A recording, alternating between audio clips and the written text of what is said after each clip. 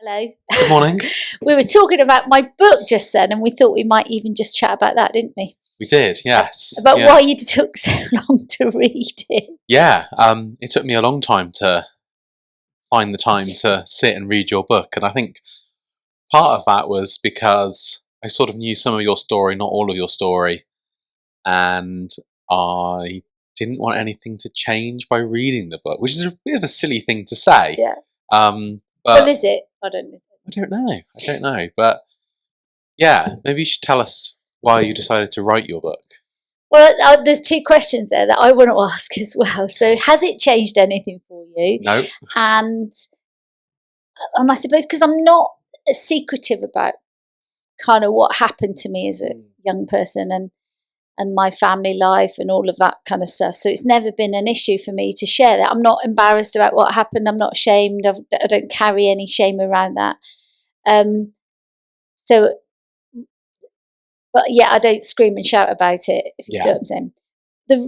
So I'm glad it hasn't changed your view of me. But I think we're close enough that it's not going to anyway. So no, exactly.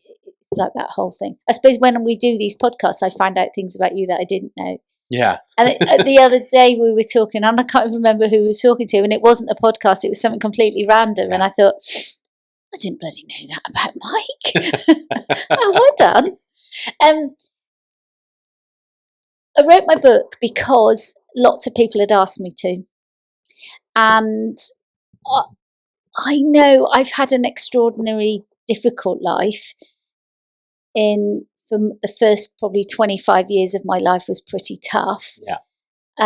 So partly putting it down on paper was cathartic for me, but also helpful for others. Of course, yeah, they can learn from it. Yeah, and I wrote it in a way that each chapter could be read separately. It doesn't run into a story. You know, it's not my beginning, the middle, and the end. No, I noticed that, and there were times where I sort of read it and thought, "Oh, I already know that," or "Oh, that's in a different date order." Yeah. It was a bit, yeah. When you read it, I think from cover to cover, which is what I did in a day.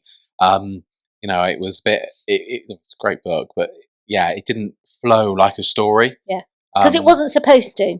No, of course. And somebody gave me some feedback quite soon. Actually, after I'd read it, I sent him a copy of it because he was one of the people that kind of inspired me to do it. And I sent him a copy, and he says, "I carry this book around with me everywhere." Oh, really? And when I have a particular issue, I will look into the book to get some inspiration, which I thought was really sweet. Yeah, that really is. And other people have done that. I know other people do that. I work with a lot of vulnerable people, so when they've found something that's been useful to them to do that, I think then that's helpful. And then other people have used it as like people that are training to be a counsellor, and so I know some of the colleges have taken it on into their libraries and things like that. But primarily my inspiration was about sharing my story, but also I just think I have had an unusual life, and I've come out the other side of it, and I've got a lot to offer. And I enjoyed writing it. It was fun. It was hard work. I don't care what anybody says. You've got to be very patient. And you're not going to be a millionaire writing a book unless you're Stephen Bartlett or J.K. Rowling. J.K. Rowling and stuff like that. And I'm never going to be any of them. I'm not that way inclined. And no. I write my own books. I know J.K. Rowling writes all of her own stuff.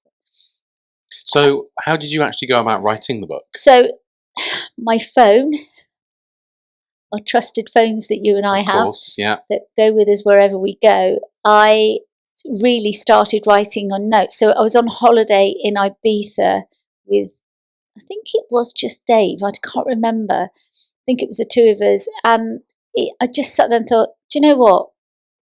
I'm going to start writing. And Dave has encouraged me all the time to do that. He's very supportive, isn't he? Yeah. And I think he doesn't, whilst we've been married for 30-something years, and we've known each other since I was 15, he doesn't know all of my life. It wasn't my place to kind of dump that on him, if you see what I'm saying. So the book has been knowledge for him about me as well that he didn't know. He's found out things about me that he didn't know. Yeah. And because I don't think about telling people certain bits and pieces. So I just sat there in Orange Corner in Ibiza and started writing. And I was literally just notes. And I did it all on my phone, in my notes on my phone. Okay. And then one day I took the plunge and put it on my laptop. Oh, I see. And that was really scary because I thought, oh, now I've committed to this. But also, when it's in your notes on your phone, it's very private. It's very, nobody else can see it. Yeah. And as soon as you then put it into, a Word document or something, A, it becomes this great big thing. Definitely. But also, it's real. Yeah. Certainly, that's what happens when I write. Well, it transfers it into something more, doesn't it? It becomes something more than it's just real. Yeah. And I think that bit about I've committed to this now, and it's not just I've not just written 5,000 words.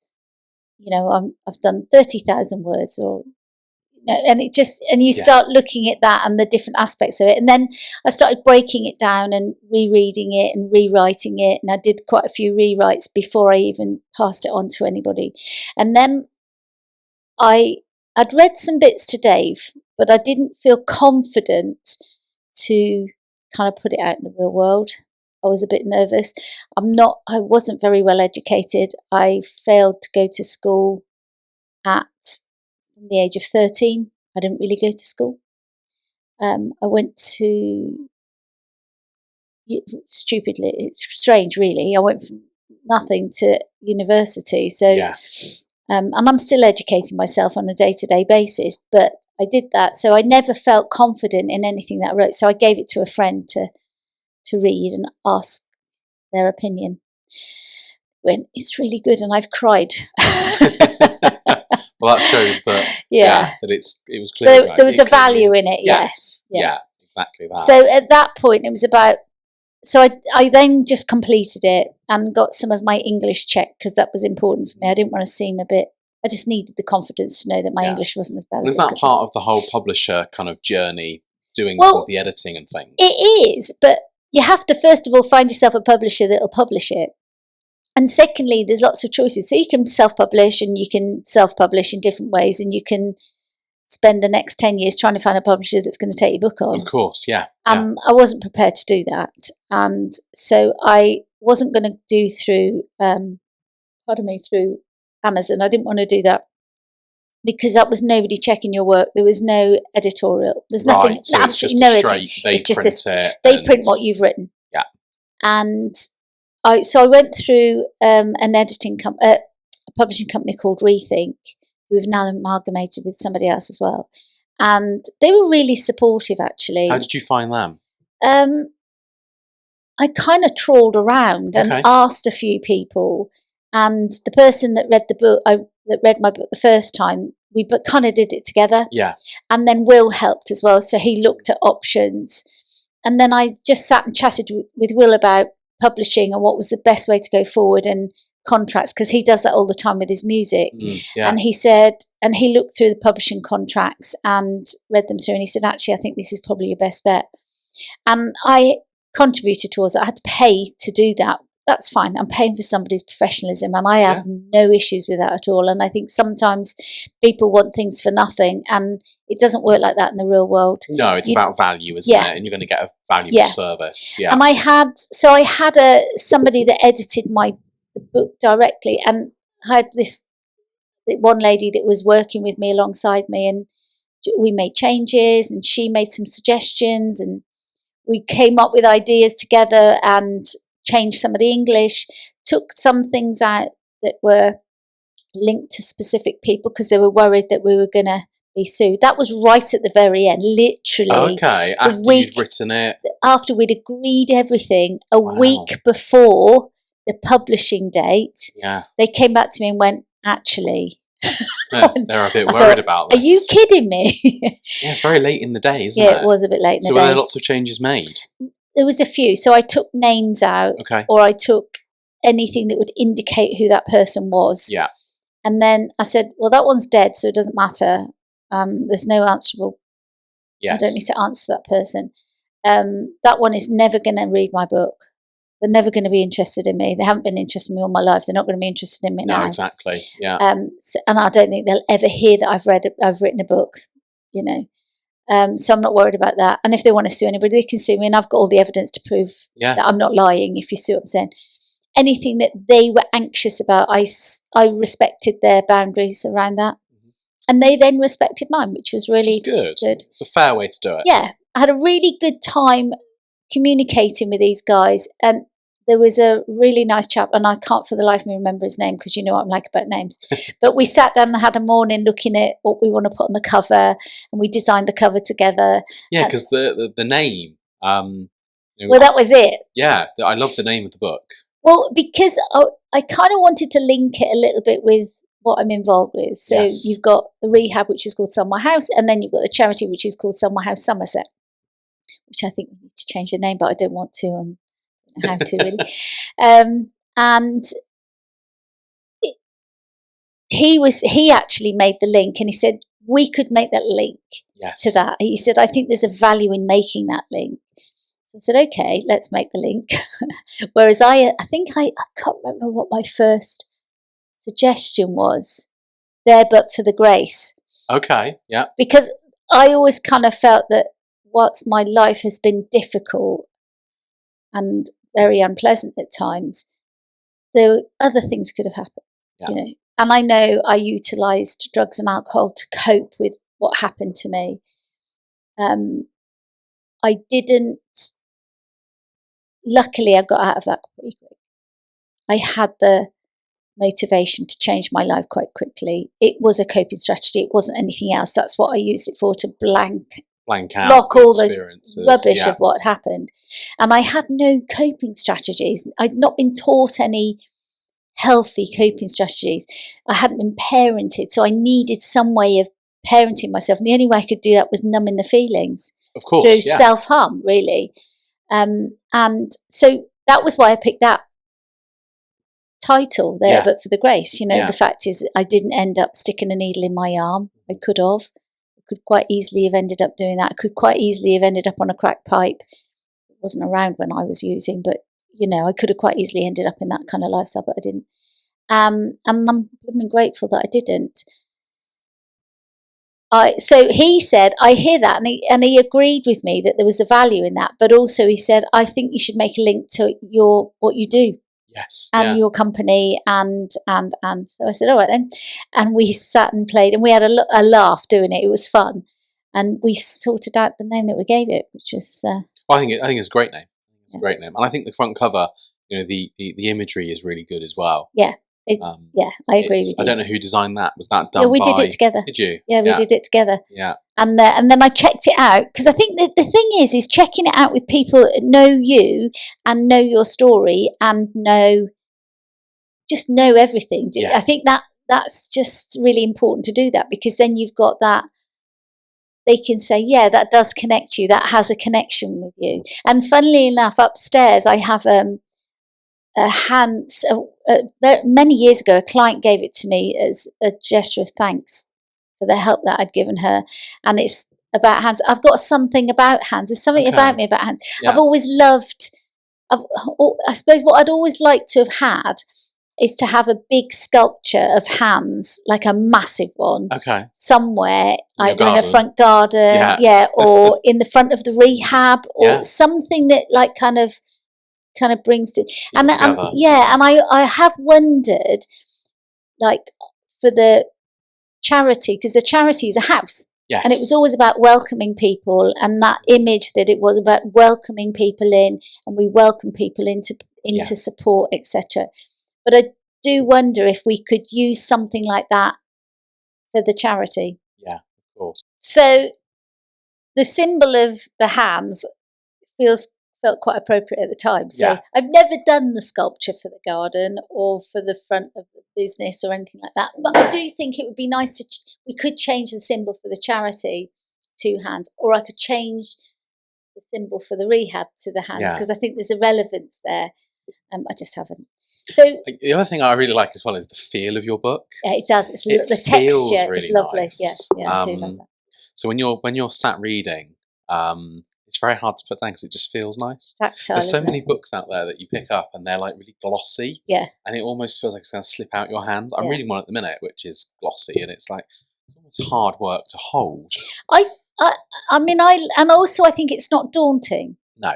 A lot of books that you pick up are like, particularly any books that offer you any form of support, can be really thick and fat. Yes, yeah. Yours is. It's not too small that it's, not Worth its while. Well, I was going to say not a book, because Yeah. there's lots of books out there that are really pamphlets. Yeah. Whereas yours is very clearly a book. And I also like the way that you structured the book with your, it's sort of advice and guidance, I think, interspersed with the memories from your memory bank. Yeah. Which is lovely, because it talks about how, the experience you had and how you kind of dealt with it.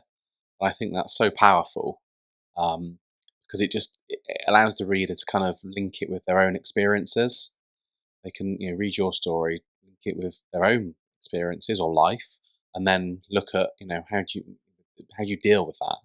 And I suppose I do a lot of work with a lot of people that have had some pretty tough times in life, and very often you can feel very isolated in those situations. You don't know that there's somebody else out there that's experiencing the same as what you're experiencing. Yes. Yeah. And I felt when I was, and I can vividly remember now, I was walking down the street in Wimbledon and thinking, is this how it is?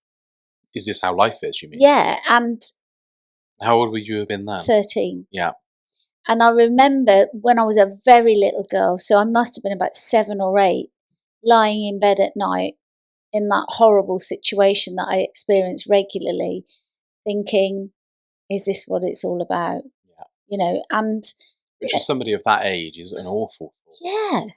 Yeah. I mean, I look at my grandchildren now, and I've got like a 7-year-old, I've got one coming up 6, I've got an 11-year-old. I think I find it difficult to comprehend that I went through those kind of things at their age. And you see how vulnerable they are and how completely, how they challenge things differently. Completely. And the other thing I found very interesting was that throughout, because I had a child in recovery, so I had Will in recovery, that when I had Will and I was growing with him, and then my other children were growing with me as well, that each milestone that they hit, it made me very reflective of my own lack of milestones in a sense. Of course, yeah. Because I was held back or couldn't do this, I wasn't allowed to go to school for certain reasons. All of that was going on, and it was like, oh, gosh, yeah, that was what it was like then for me. Yeah. That's what, fortunately, that's gone now, because I don't have any, I've been clean longer than I wasn't clean, if you see what I'm saying. Yeah, of course. And also I kind of feel that, except I do reflect with the grandchildren sometimes, I think, wow, because they're younger, I don't know. It's just life, isn't it? Questions that I had from reading your book is about some of the people from back in your childhood, people like teachers, neighbours even. And if you had the opportunity to sit down with them now and talk to them, and get them to read your book, what do you think their reaction would be, and what would you say to them? I think they'd be shocked. I think so many people didn't know what was going on. I remember there was a lovely little old lady that lived in Oldham, where I lived with just my mother and my siblings, and she was a really sweet lady. But we used to have a system where if my father turned up, my mother would bang on the wall, or we'd bang on the wall, and she'd call the police. Really? Wow. But she was so kind, such a kind lady. Yeah. I think she'd be glad that I am where I am today. Yeah. Yeah. And she's got to be dead by now. She was really old when I was a kid. Other neighbours, I just think people just didn't know what was going on. I just don't think they did. And I think if they did know what was going on, they really covered it up, because I don't think people were that naive, but I also think people were naive to what was actually happening. Yes. I think nowadays we are, as a nation, we are that much more aware of situations where there might be violence in the home, there's abuse in the home. People are more alert to that. I think also people know more now that it's not right. Yeah. Was it almost accepted? Socially acceptable. Back then. I think to give your kids a clip round the ear roll was socially acceptable. But there's a difference between giving your kids a clip round the ear roll and beating them to a pulp. Yeah. And I think that's the bit. I was always interested in, when my sister experienced what she experienced, why did the people, I was interested in what her friends felt when she ran away from home that night and they opened the front door to her. That's like another story. They opened the front door to a girl that they've known for some time, and they saw this girl that had been literally beaten to a pulp. Yeah. And also, how the hell did she get there? Because that's, they're questions I've never asked, and I don't have any contact with my family. But I always think about, I wonder what they thought. I mean, they called the police and everything was dealt with, and my father went to court. But, just that alone. And it's like that again.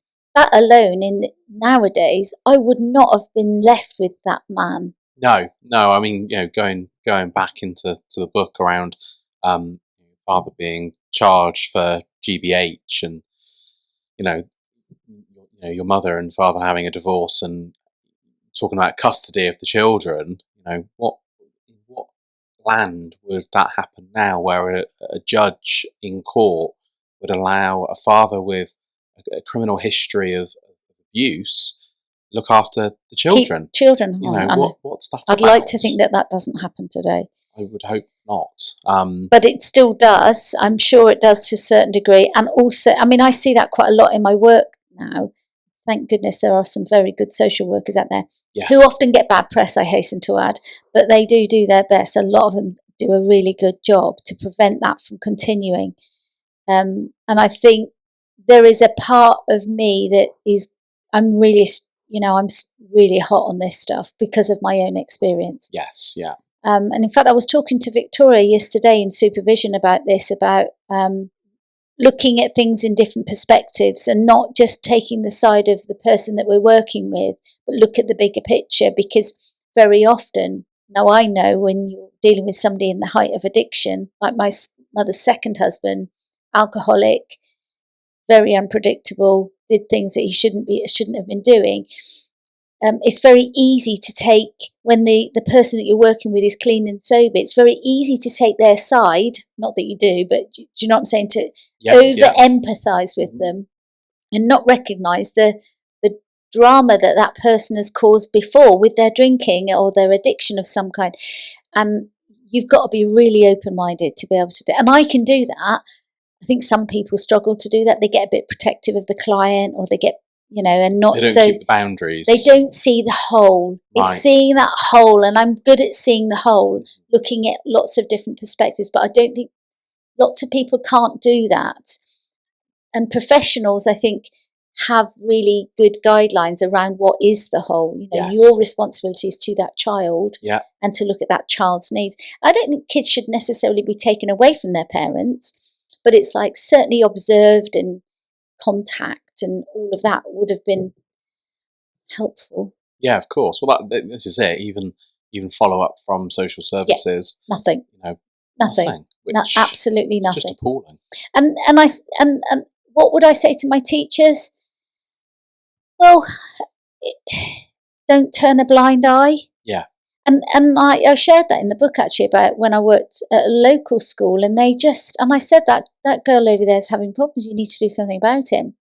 And it's like, it's not our problem, it is your problem. Well, it's a moral responsibility, exactly. I think is what it is. Yeah. If you see something going on, whether you know the individual or not, whether it's in a public setting like a park or a supermarket or something like that, if you see something going on, you should ask yourself whether you think that's right. And if you don't think it's right, I think you've got a moral obligation to say something or do something. But does that come... I mean, I'm gobby, as you know. So I say something and do something, and it gets me into trouble sometimes, and people don't like me very much, and that's okay there's too. There's different ways of saying and doing things. I hear that. But like, I was in the supermarket not very long ago, and this person was incredibly abusive to the staff there. And, there's all these people around and nobody's saying anything. And it's like, I can't walk away from that. I've got to say something. Yeah. Even if it is, are you okay? Because actually, you seem anxious or unhappy, and it seems like you're expressing yourself in an angry way, which might make people scared of you or whatever. Yeah. But I can't walk away. I cannot pretend it's not happening. No, it's happening. I agree. I can't. I agree. I can't, and I can't do that in any parts of my life. And Dave gets really cross with me for that reason, because sometimes I say things and and he wouldn't say something, but he's a little bit more he'll stand back, whereas I won't. No, it makes a lot of sense. I just think we, like you said, we have a moral duty to do so. Mind you can be a bit like that as well. You can stand back and not say things. I think I tend to stand back and then think about it and think about options, consequences, all of that kind of stuff before making a decision, which sometimes means it's too late. Yeah. But a lot of the time I like to think that when I then take action, it's the right action to take, which, rightly or wrongly, might be too late, and so on, to be honest. I suppose, looking at the bigger picture, I think about those people that have been impacted by it. And I think that's probably because of my background. Of course. So I will think about the lady at the checkout. I'll think about the old lady that's got her shopping that's going through, that's having to deal with that. I think about the person that's putting the stuff on the shelves. I think about, each situation and each individual is going to have it's going to impact them differently. Completely. I went in the doctor's surgery recently, and they're brilliant. My doctor's surgery, and you and I have had this conversation about doctor's surgeries, about ups and downs about doctor's surgeries, and our doctor's surgery has been blooming brilliant the whole way through COVID and after. And I know there's been a couple of times when I felt a bit grumpy about how somebody's spoken to me or what the outcome has been about a couple of things. And fortunately, I've had a resolution in a different way. But generally, they've been brilliant. But I went down there, and the lady behind the counter, I walked in. She'd obviously had a bad day. I walked in with I always smile at people. Probably that's the reason why I've got so many wrinkles, I hasten to add, because I permanently smile. And I walked in, and it was like, morning. And it was like, she bit my head off. Really? And it was like, excuse me? Yeah. And I thought, well, I can handle this in lots of different ways. And I know some people would just pretend it didn't happen, which I won't do that, because I think she might do that to the next person, and the next person might have a mental health problem, and reacts differently, and might go home and take an overdose. You just don't know. Or take it out on somebody else. And I just said to her, it's not kind to speak to me like that, or indeed anybody. And she looked at me, and it was like, she didn't say sorry, but she knew she was in the wrong. Yeah. And I think sometimes just saying that will make somebody, like you said, evaluate the situation. I haven't said, you're not a very nice lady. I haven't said any of that. I've just said to you, actually, that's not kind. And I think that's coming from kindness to kindness. You then often get that back. Yeah, of course. I mean, similar story, but I suppose it is. I had a doctor's appointment the other day for, I think it was 4:30. I get there at 4:20 because I always think it's important to be there You're early, never not late. No, I hate being late. So I got there, checked in. You can't use the computer anymore to check in. You have to go to the reception desk since COVID. That doesn't make any sense to me, but okay. The lady finds me and says, "Oh, there's 3 people with the same name as you." And I said, "What? All checking in at the same time?" Sort of making a joke that surely there's only one of us that's got an appointment at 4:30 today. And anyway, she obviously asked for some more details, check which one. Checked me in. I went and sat down, and more people came in. People started getting seen. People that had arrived after me had been seen and had left. And I'm sitting here, and it gets to 5:15 now, so I've been there 45 minutes. And I thought, this is a bit weird. But also, this appointment it was just a checkup, and I've been told that there were going to be students there. and because they were doing some training. It doesn't bother me. And loads of students had been leaving. And I'm thinking, this seems really odd.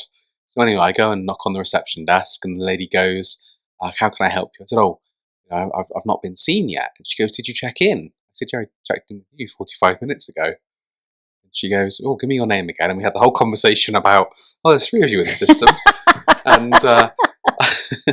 and she goes, I've made a mistake. I didn't check you in. Oh my word. So anyway, this is now about 25 past 5. And she goes out and she comes back and goes, sorry, but they're all gone. And I said, there's no doctors here at all now? And she goes, let me go and find out. And she disappears for a couple of minutes, comes back and goes, yeah, so-and-so doctor will see you shortly. And she said, I'm really sorry. I said, it's okay. You're human. That's basically what I said is, you make mistakes because I've got nowhere else to be. Yeah. If this was earlier on in the day and I had lots of meetings or whatever booked. So picking up on that bit about the hands, there's a part of me that thinks, do I change the rehab ones to the hands? Do I change the charity ones to the hands? Because actually it's all quite relevant. Yeah, and it's that streamline bit. But I'd quite like to change the name of the charity before we do anything else. So I think I almost wonder if we could change the symbol. Yes. And got a different name of some kind. Any suggestions would be welcome. Yeah, if you want to put a comment on this video, that'd be great. And then we could use the hands as a symbol, and then just put underneath was Somewhere House Somerset. Yes. You know what I'm saying? Yeah, that's a good idea. And that comes back to that bit when you were talking right at the very beginning of this podcast about doing things that you don't want to hear about some things because it might change your view of something or someone or whatever. And I think that's always been our reason why not to change the name of the charity. Yes. And then you think, well, what legacy do you want to leave? And, I'm not always going to be working. I'm not always going to be doing what I'm doing. Well, I'd like to think that I can do it forever type thing, but realistically, I'm going to get old and wrinkly and I'm not going to be able to do it. And other people are going to take it on and they're not necessarily going to have that connection to Somewhere House, the rehab. So why would it then carry that on? Yes. And it does cause confusion in the community sometimes. Definitely. But I think as long as you keep the trading name, it doesn't matter, does it? No, it's exactly. Still, that's always going to be there. It's just our branding. It's just our branding. And we can just do a rebrand. It's just it costs money. So if anybody's got any money out there that they want to give us for doing that, thank you very much. Yes, yeah, we much appreciate That's it. very, very true. But once I got the book to a stage where I was happy, they were happy, we were all happy, it was really quick for the printing to come through. I remember you telling me that I think you showed me the front cover and it was coming like in a couple of weeks' time. It happened very, very quickly. Yeah. I didn't really tell anybody that I knew when it was going to come, and it fell on quite a significant day in my life. So it was the anniversary of when I got clean and sober. Oh, really? That it actually arrived on our doorstep. Wow. And I remember I was sitting at the breakfast bar, and I think Dave, and I don't know who else was with me. You weren't here, was it? Was it Will or you or was somebody in the house that was in the house? It might have been me, actually. And I remember opening the box, knowing that it was going to be that, but I didn't want to say anything to anybody because it was like, it's excitement. I feel, I think I got a bit embarrassed. Really? Yeah, I do. I get a bit embarrassed. I think some people think I'm a bit braver than what I am. But I still feel a level of discomfort when somebody says, you've got to keep saying that you're a published author. Yeah. And I've been practicing saying that. And I remember when we did a podcast quite recently, I said to somebody, you need to say you're a published, and he says it quite happily. Yeah. Whereas I struggle to say that. Really? Yeah. Even though you are, even though I am. It's factual. It's truthful. It's random, isn't it? But it's a bit like saying you're CEO of a company, isn't it? Yeah. Are you comfortable saying that? No, because I wouldn't use the word CEO. Right, but you are. Well, I don't know, because I would say that I'm managing director of a company. But I think CEO is a bit too. Who's above you? Building. But you are empire building. Well, maybe. But I think when you look at how you put a structure of a company together, you are effectively holding that position, and you hold the managing director's position as well. If you can carry both, I don't know. And I have a board, so I've got to be. It's a weird one, isn't it? Yeah. Yeah. But, Very proud to say that I'm a trustee of the charity, though. I love telling people that. Yeah, and I like that. I think it's something to be proud of. Yeah, it is, for sure. And it's a bit like writing a book. Yes. I mean, who would have thought 11, 12 years ago that we would be doing a podcast for a charity that we founded, or I founded all that time ago, and it's still helping people? I never thought that. If I'm honest, when I first set up the charity, I thought it was going to be a short-term jobby. Really? Just to help a few people out? Yeah, help a few people out. Whereas now we help 125 odd people a week. Which is just an unthinkable number. Yeah. Well, it's that expandable bit, isn't it? Because it's not just when you help. So you help a mum, you help a dad, you help the kids, and you help, and then you help, and you help, and it goes on like that, doesn't it? Yeah. And that's the bit that you've got to recognise. It's not just that one person; it's everybody else that it impacts on. Exactly. And I think that's the wonderful thing about it. It is really good, and it's very rewarding seeing people in the community, respect and love the charity for what it does. Yeah. And we were talking the other day that pre-COVID we were seeing 60, 70 people a week, and that's it's nearly double in the last couple of years, which is so great. Obviously, things like getting funding to provide that counselling and support in the community is constantly a challenge. So who knows what's going to happen in the future? But yeah, the demand is a bit relentless, really. Yeah. We've always got a bit of a waiting list. Yeah. So yeah, we'll see what happens. But I don't know if you've noticed, but I've noticed that so people are leaving successfully and having had support. So I think this month did we had 17 people discharged from the service? I think we did, yes. And when you think about that, that's 17 people that we've supported. Yeah. Whatever the circumstances, even if they didn't take up the counselling, they've had that opportunity to take up counselling. They're supported through to some kind of conclusion. Yeah. And that's brilliant. And then you're still seeing 120 something a week. That's pretty. And as soon as someone's discharged, we have somebody ready to take their place, which is it's a lovely feeling having that. Yeah. And there's always counsellors that are willing to come forward and put themselves We're recruiting for more counsellors, for another counsellor now to try and. But I always think we will recruit. I think we'll continue to recruit. I think the charity will probably grow in size as the demand and the funding allows. So, if we start seeing our waiting list, double or triple, there's going to be a need for us to have more counsellors. There's going to then the knock-on effect is more funding. Yeah. Which it can be a challenge to get hold of. We're really grateful to people that do help. Yeah, and we had lunch the other day with somebody that funds it, and they're brilliant, aren't they? And they don't want any recognition either, do they? Is that the place that doesn't want recognition for what they do? And it was nice to do that and have an opportunity to talk to somebody directly. Yeah, it was a bit surreal. Yeah, that we were able to talk to somebody so candidly, I suppose, about the charity and their views on giving to other charities locally. It's fantastic. But isn't that a bit about responsibility? Because I know I'm really anal and I probably irritate you all about it, but I won't waste charity money. No, I have exactly the same view. I wouldn't waste money in my own personal or business work life. So you wouldn't do it with the charity. And that's what I liked about having lunch with this person. It was like they were checking our accountability. What was our attitude towards spending money? What was our attitude towards future budgeting? What was our attitude towards today? And we don't waste money as a charity. I think, some things have come up and I've said, I think the charity should support that. It's very rare that I will say, I think the charity should pay for that. Otherwise, one of us pays for it, really, don't we, as a trustee? Yeah, and I think that's something that came up the other day, that our charity is very different to other organisations out there, whereby the people that are providing the counselling, the advice, get paid. They're paid. Yeah. They're qualified individuals. They it's what they do day in, day out, and then everything kind of behind the scenes is done by primarily volunteers. Yeah. Ourselves as trustees. Whereas other organisations, it's the complete reverse. They spend an absolute fortune on the admin side of running the charity, getting money in and so on.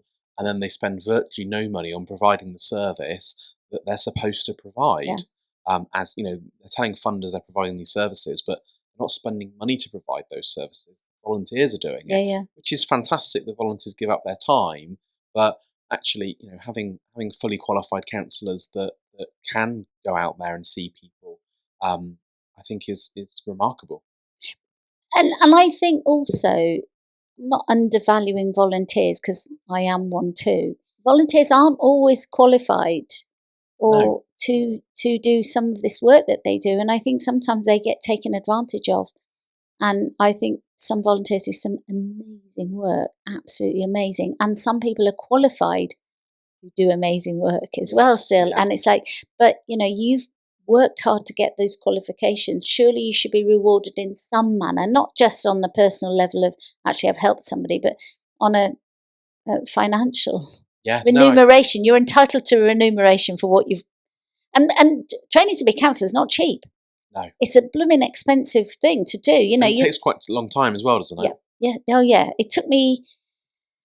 Well, it takes about 7 years if you go through the normal, like stage 1, stage 2, stage 3, 2 years at stage 4, stage 5, stage 6 and 7. It's a long time. And very often courses are elongated, which irritates the life out of me. I want to get it all done and dusted. So, I'm like, but it's not necessary. And I think one of the sad things about it is that if you do a distance learning course and then still go and do a placement and still do your hours, the people, like the professional bodies, don't recognise you. Is that right? Yeah, they don't. And I absolutely. In fact, I wrote an email to one of the what do they call, like accrediting bodies of these professional bodies, and said this just does not seem right that this occurs, because I've had staff that have gone on and done that and probably have more face-to-face training and face-to-face experience with clients than anybody in a college. Yeah, which, let's be honest, the type of work they're doing is face-to-face with people. So, studying and learning, from a book is not necessarily going to give them the skills that they need. I know. It irritates me. So I've just written to both of the biggest accreditation bodies in this country and said, look, I feel that that's not right and that needs to change. It probably will never change. I have thought we should set up our own body, Mike. I looked it all up. Ideas, our list of ideas of what to do. But so that's it. Would you ever write a book? Maybe one day. I don't know. What would your subject be? I don't know. Probably. I don't know. It would probably be along the lines of how to start a business. A little bit different to all the others. It would probably link in with things like, you can learn so much yourself by doing, which is something that I've always done. I left school at 16, to college for about a month, and then left. And everything that I've done is simply by doing it. If I want to do something, I want to sell something or whatever, I just go and do it. And I've been really fortunate that I've been able to do that, and I've then been able to learn. So, like building your own computer, for example. There's loads of books out there. There's loads of YouTube videos out there. But actually, just go and buy the parts and put it together. You'll quickly learn that you've put something in the wrong place, or you've connected the wrong wire. And it's, I now do a lot of property development stuff. And again, I've not been on a bricklaying course. I've not been on any kind of I can't imagine you laying a brick though, Mike. No, I have done. But yeah, I've not been on a course. Was it wonky? No, I know how to use a level.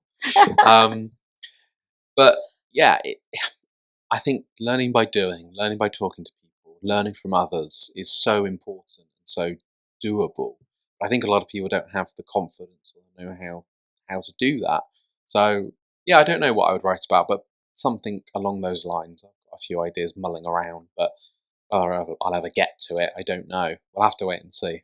And I suppose then that comes back to that bit about when you do things. I mean, you and I spend a lot of time together, but when you do things, is having the right people around you to do things. Because, you can't always lay the bricks, you can't always put the plaster on the walls, you can't always do the designing, you can't do that, but you can certainly know a man that does. Yes, that's it. And it's about using those resources, those contacts, all of that kind of stuff.